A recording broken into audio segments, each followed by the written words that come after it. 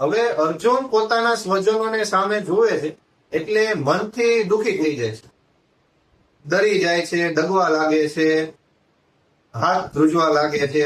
આખી એક પરિસ્થિતિ એવી સર્જન થાય છે કે અર્જુન આખો અંદરથી તૂટી પડે છે. તૂટી પડવાનું કારણ એ નથી કે યુદ્ધ હારી જાય. આપણે કોઈ પણ સામે લડવા જઈએ અને સામે આપણાથી બહુ વધારે શક્તિશાળી અથવા આપણાથી વધારે સેના જોઈ લે તો આપણે સ્વાભાવિક રીતે ડરી જઈએ અને આપણે પણ આપણી હાર દેખાતી હોય અથવા આપણું મૃત્યુ દેખાતું હોય તો એ પરિસ્થિતિ પણ આપણે ઇમેજિન કરી શકીએ.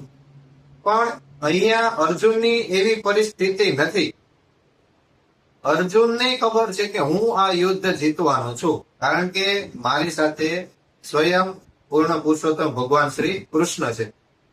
પણ હું યુદ્ધ કોની સામે જીતવાનો છું અને યુદ્ધમાં હું વધ કરીશ તો હું કોના કરીશ? મારા જ ભાઈઓના, મારા જ પિતાઓના, મારા જ આચાર્યોના, મારા જ મિત્રોના, મારા જ પુત્રોના, મારા જ પૌત્રોના, મારા સ્વજનીઓના, સગા સંબંધીઓના. અને હું એમનો વધ કરીશ તો હું ખુશ રહી શકીશ? Question mark. હવે સામે પક્ષે જે આવ્યા હતા યુદ્ધ કરવા એ કોઈ દૂધે ધોયેલા નહોતા, બરાબર?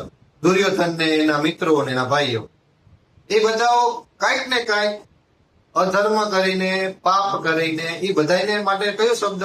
આતતાઈઓ. આતતાઈઓ એટલે મહાપાપીઓ. 6 પ્રકારના મહાપાપ કરનાર લોકો હોય. એક તો પર સ્ત્રીનું અપહરણ કરનાર, ઘર સંપત્તિ લૂંટનાર, ઘરને સળગાવનાર, ઝેર આપનાર, પછી ઘાતક શસ્ત્રોથી વાર કરનાર અને પારકી જમીન બચાવનાર. આ બધા મહાપાપીઓ છે અને આમનો વધ કરવું એ પાપ નથી. તો જો એક તો આ લોકો પાપ કરે છે, અન્યાય કરે છે અને એને વધ કરવું, એમને મારવા એ કોઈ પાપ નથી. તો પ્રોબ્લેમ શું છે? તમારી અંદર ક્ષમતા છે સામે જે પાપ કરે છે એને મારવાની, અને પાપ કરતા હોય એને મારવા એ કોઈ પાપ નથી. તો પ્રોબ્લેમ તો કઈ નથી ને, કરી નાખો વાત પૂરી.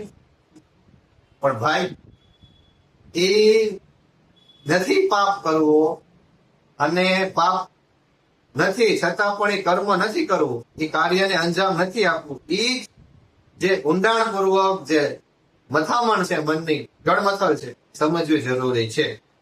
અર્જુન ધર્મથી ક્ષત્રિય છે પણ સ્વભાવે સાધુ પુરુષ.